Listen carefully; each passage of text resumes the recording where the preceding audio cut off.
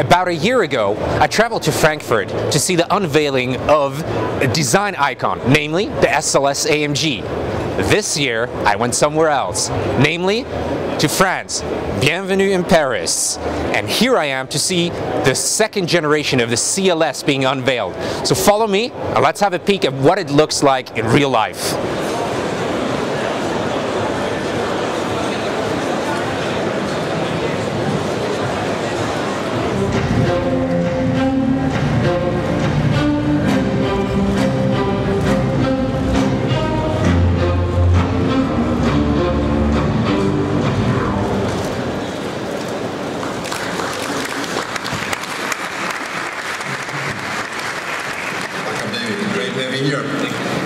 I'm sitting in the back of the new S-Class 250 CDI.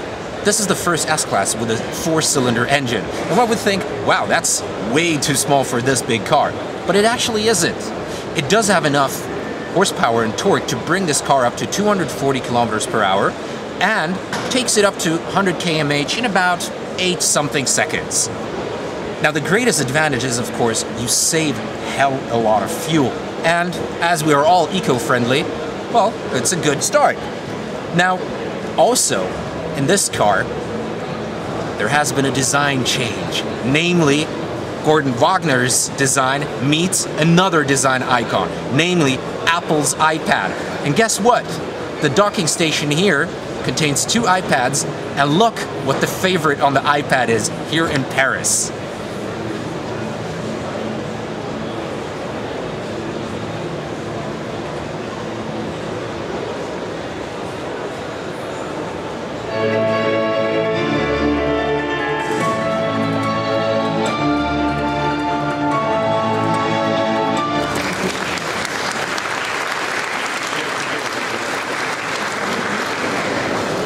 Thank you, the new CLS. I guess you see why we also translate it with contemporary luxury style.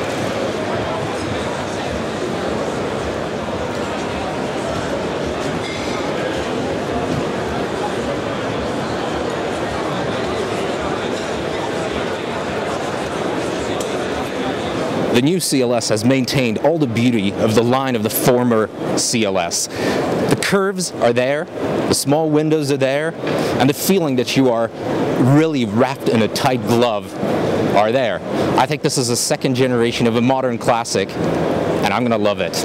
And I look forward to seeing the CLS 63 by AMG. That's going to be a beauty, and a powerhouse, of course. As with any car, what is really important is, of course, the butt. This car, like the old CLS, defines itself over the butt. And this one is also a great, great beauty. Look at the nice lines, how it comes together. And especially little details, like for example, the chrome here on the bottom next to the exhaust pipes.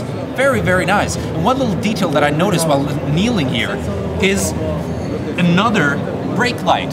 So you basically have 4 brake lights. So every time you brake, everyone sees you. Obviously, this car is not about braking, it's about going forwards. So the security aspect, nevertheless, is really taken seriously. I gotta say, I like it. Let's see how much space there is in the back.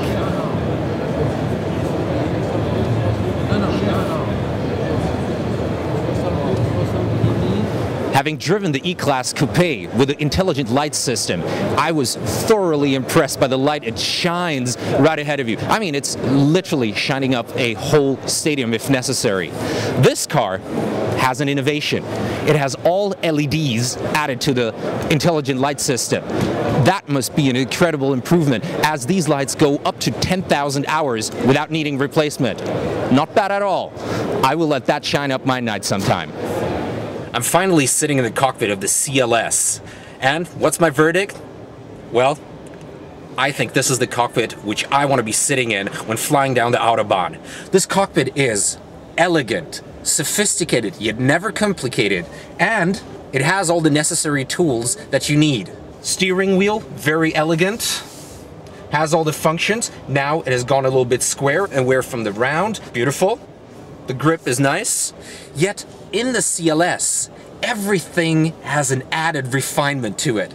especially this black polished surface which looks like the surface of a Steinway piano. Beautiful.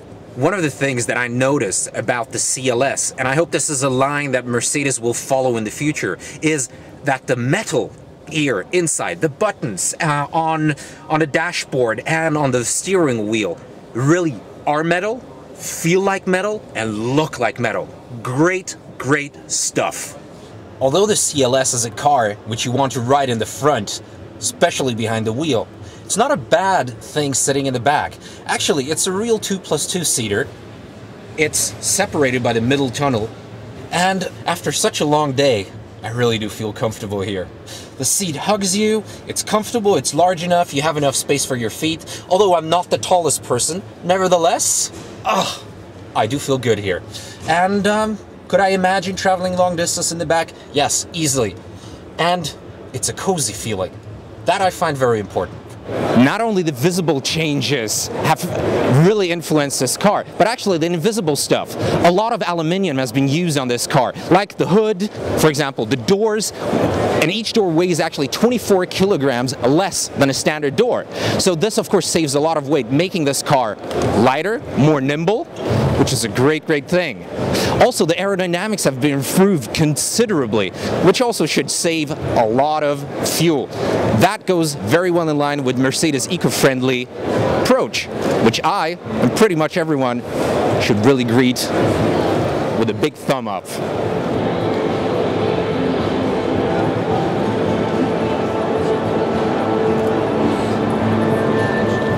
Au revoir from the Paris Motor Show. Well, what have we seen? First of all, the second coming of a modern classic, namely the new CLS. And I think Mercedes has done a great job. It's a stunning, beautiful, elegant, and sporty car. I really love it, and I look forward to driving it. The other thing that struck me about this place here is new trend to smaller, yet more efficient and more powerful engines. And in terms of eco-friendliness, I think that's a trend to be followed. So, what else is up ahead? Well, keep on following and we'll find out. Au revoir.